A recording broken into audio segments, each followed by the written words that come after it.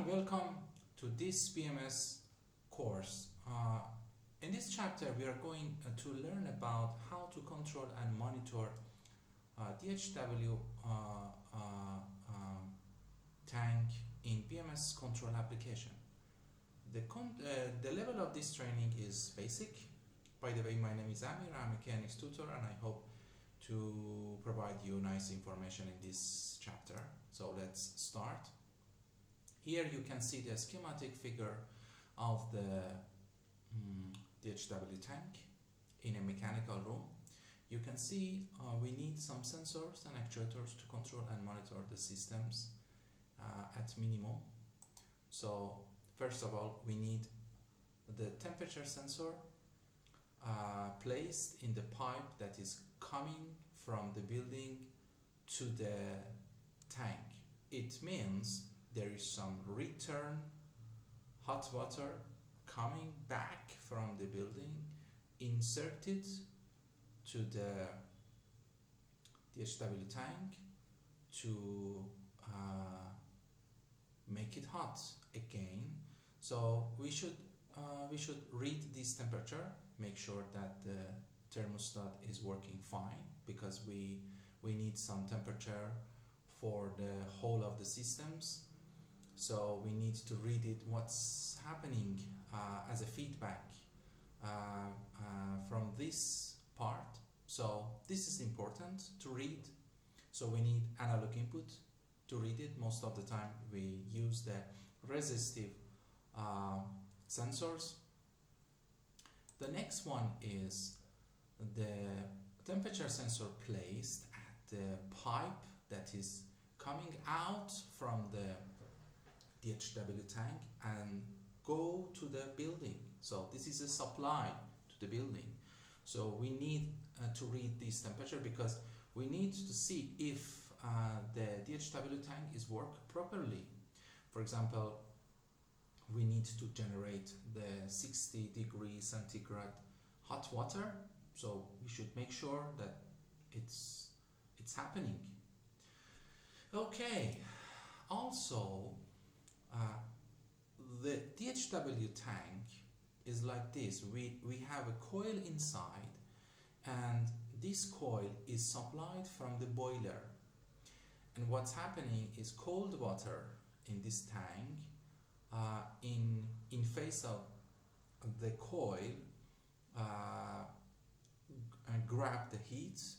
It's going to be hot and inject it to the system.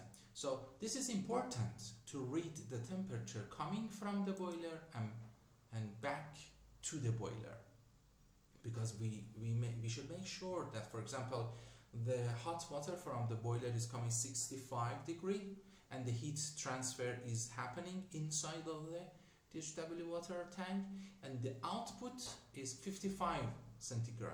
Okay, so in this case it works properly. Okay, so we need another 2 analog input for these temperature sensors. Also, to be able to control how much hot water we needed in the DHW water tank from the boiler, because the boiler is a source of heat here. So we want to be able to change this source of heat. Sometimes we need 100% heat from the boiler, sometimes we need 50% heat from the boiler. So we need the valve to control it.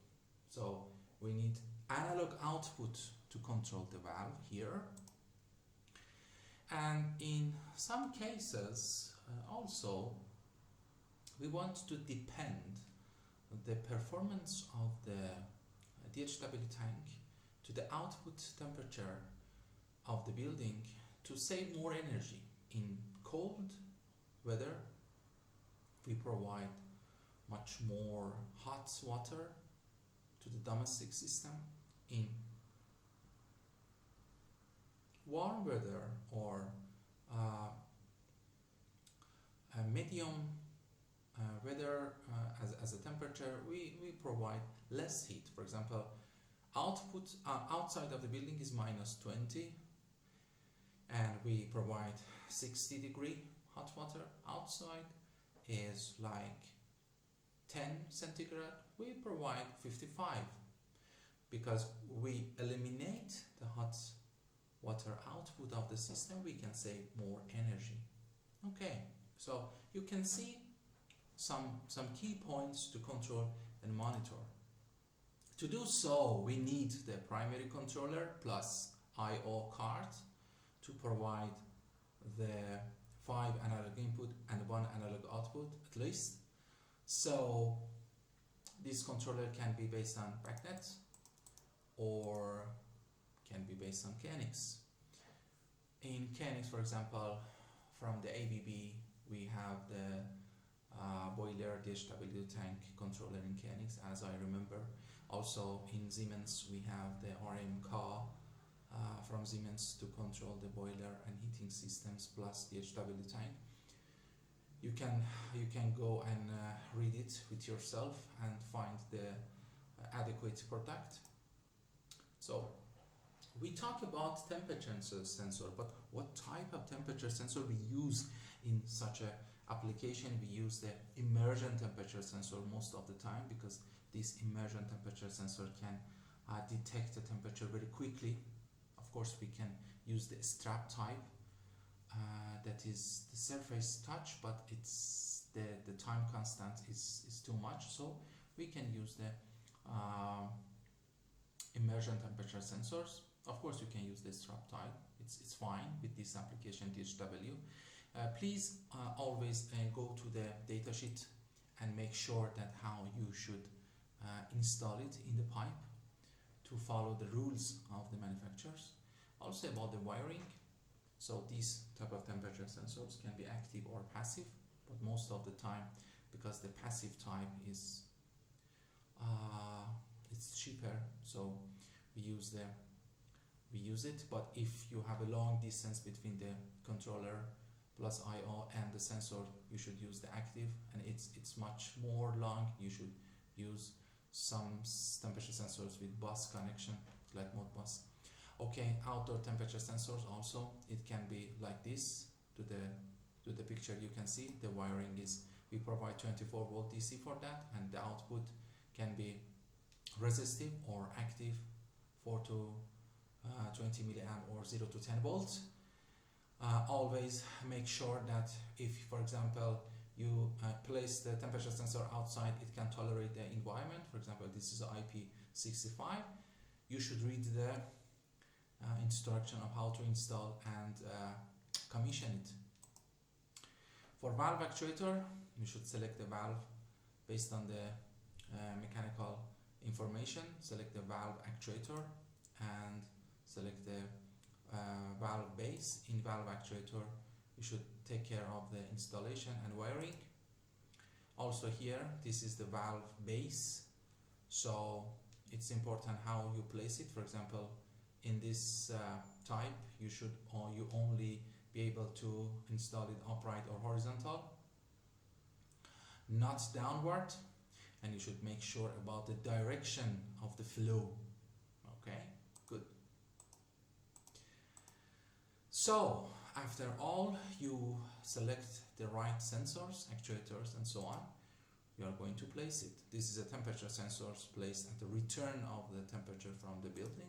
This is a temperature sensors placed at the hot water to the domestic systems. This is the two temperature sensor. We use it at the coil, that the heat transfers is happening. This is a valve actuator to control how much heat we need from the boiler in a DHW tank or domestic hot water tank. And this is the output temperature sensors. That's it. Great. So the principle, you can read the principle with yourself. You should understand the heat, ventilation, air condition system. You should understand what is evaporation, superheat, melting, condensation, and so on. So one more time, we take a look at the direction of the flow. So this is coming from the building. At the top is going to the building.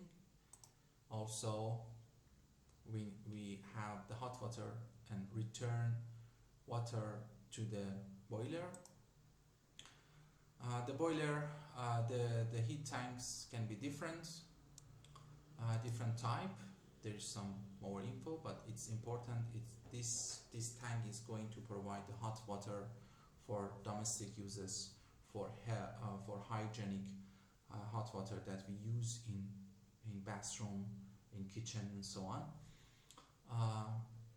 Of course, we cannot directly bring the boiler hot water to the hygienic water to the systems. We need the heat transfer in between to make sure that the healthy water is coming to the building.